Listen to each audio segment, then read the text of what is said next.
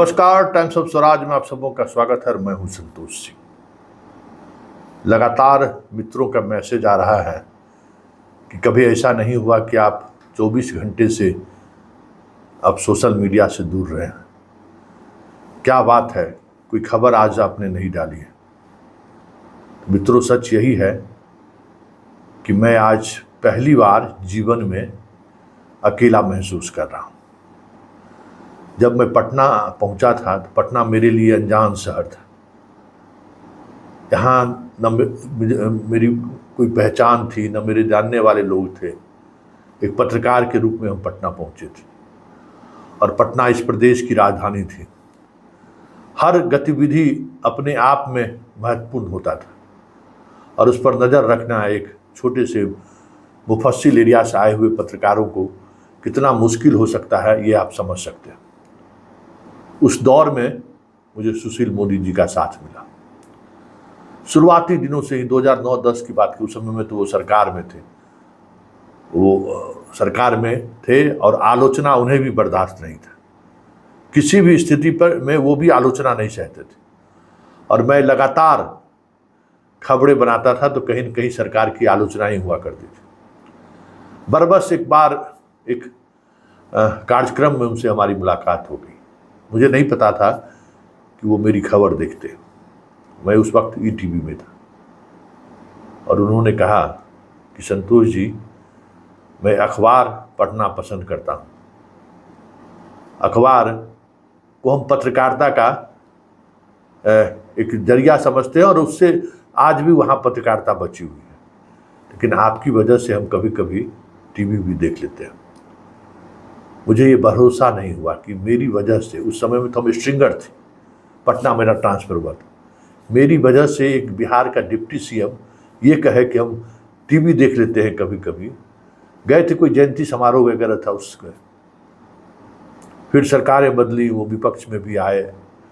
विपक्ष सरकार। जब वो विपक्ष में रहते थे तो हम उनके प्रिय पत्रकारों में हुआ करते थे। सत्ता में आते ही फिर टकरार होना शुरू हो जाता था और सत्ता में वो हमसे बचते भी थे।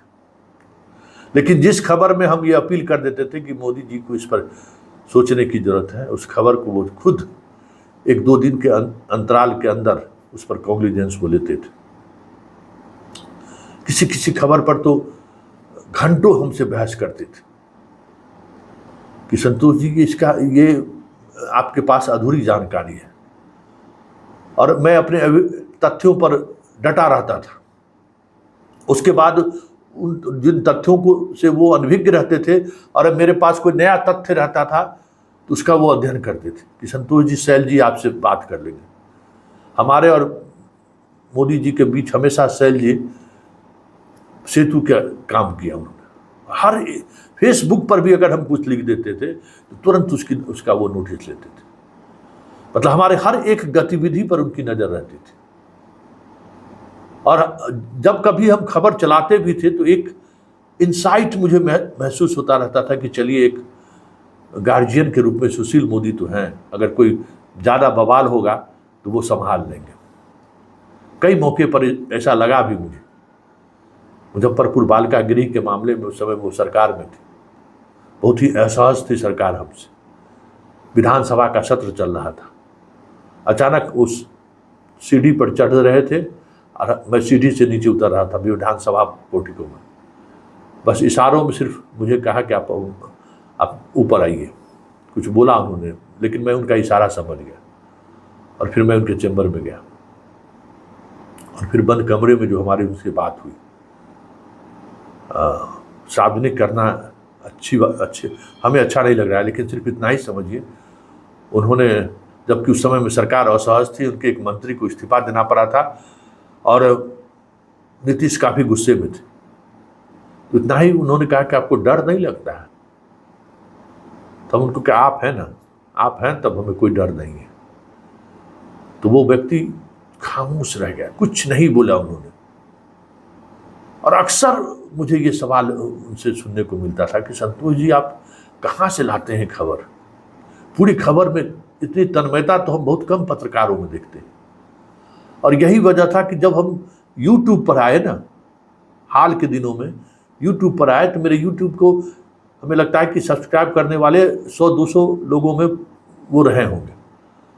और जब कुछ खबरें ऐसी हमने चलाई तो फ़ोन करके उन्होंने कहा कि चलिए यूट्यूब पर भी अब पत्रकारिता दिखनी शुरू हो गई है।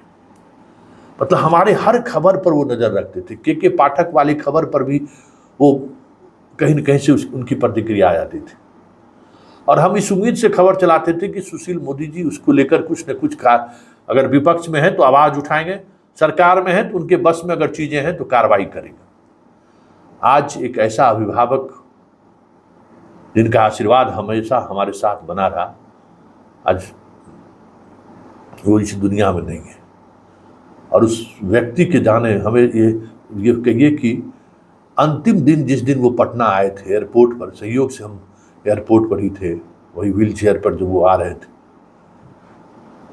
मतलब देख के लगा कि देखिए जब वो पावर में थे तो कितने विधायक मंत्री लाइन लगा के मिलने के लिए खड़े रहते थे। और एयरपोर्ट पर पहुंचे थे एक अरुण कुमार विधायक, एक पूर्व विधायक अरवल का, और 10-20-50 कार्यकर्ता रहा होगा। कि देखिए यही राजनीति है। देखिए ये आदमी ने पूरी जिंदगी अपने संत के रूप में गुजार दिया, लेकिन संत आज की राजनीति में संत की जरूरत नहीं है।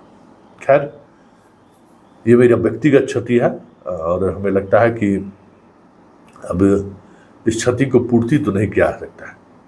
एक पत्रकार के लिए बहुत टकराव भी हुआ, कई मौके पर हमारा उनसे टकराव भी हुआ, कई मौके पर वो उन्होंने गुस्सा का सार्वजनिक रूप से इजहार भी किया और मन गुस्से में भी रहे, लेकिन कभी रिश्ता में खटास नहीं आया। हर वर्ष में एक बार वो सभी पत्रकारों को बुलाते थे और उस कार्यक्रम में बस उनका एक ही चीज़, पूरे वर्ष के दौरान जो हमने स्टोरी चलाई रहती थी उसमें 2-4-5 स्टोरी वो जरूर उसकी चर्चा वो कर देते थे कि लगे रहिए संतोष जी, मुस्कुराते हुए लगे रहिए संतोष जी। तो आज हम बस इतने अंदर से दुखी हैं कि एक ताकत हमें मिलती थी उनसे कि हम किसी से के खिलाफ खबर चला देते थे और अंतः मन में रहता था कि कहीं न कहीं कि अच्छा मोदी जी हैं, सत्ता में रहेंगे तो शायद सहयोग के लिए खड़ा नहीं हो, विपक्ष में है तब तो हमारे लिए वो लड़ जाएंगे। हमारे साथ कुछ अगर इस तरह की दुर्घटना भी होती है तो वह शख्स है जो सबसे पहले आवाज़ उठाने वाला है। तो आज कह सकते हैं कि गरीबों का आवाज़, बेसहारों का आवाज़ इस दुनिया से चला गया। न जाने कितने बेसहारों के लिए उसने लड़ाई लड़ी होगी, न जाने कितने गरीबों की लड़ाई उन्होंने लड़ी होगी, और एक से एक बड़ा, कितना बड़ा अपराधी क्यों नहीं हो, कितना बड़ा भ्रष्टाचारी क्यों नहीं हो, आवाज़ उठाने में उसने कभी समय नहीं लिया, उसकी ताकत को नहीं देखा। और उन्होंने आवाज़ उठाकर बिहार में विपक्ष क्या होता है उसका एहसास वो हमेशा करते रहे। इसलिए मैं कह सकता हूँ कि आज बिहार एक ऐसे संतान को खो दिया है जिस संतान के जाने के बाद वॉइस, एक स्वतंत्र इंडिपेंडेंट वॉइस, आवाज़, जिसके सहारे सरकारें हिल जाया करती थी, जिनके आवाज़ से इतना अध्ययन उनका रहता था उस मामले में कि एक से एक डॉक्यूमेंट्स निकाल कर लालू यादव हो, कोई भी हो, उनका जीना हराम कर देते थे। एक व्हिसिल ब्लोअर भी कह सकते हैं, इस प्रदेश को छोड़कर चला गया। नमन, ईश्वर उनकी आत्मा को शांति दे।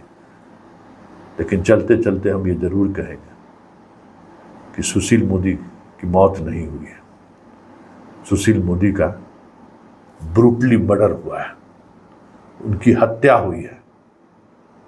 और ये हत्या मैं इसलिए कह रहा हूं कि पिछले कुछ वर्षों से उनके साथ जो कुछ भी पार्टी के अंदर हुआ है उसका मैं साक्षी हूं।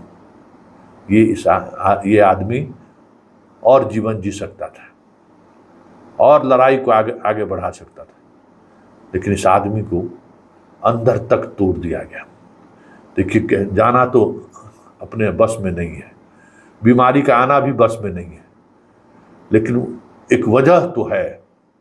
बीमारी भी तभी आती है जब आप मानसिक तौर पर असंतुलित हो जाते हैं, मानसिक तौर पर तनाव में रहते हैं, तभी कोई बीमारी भी आता है।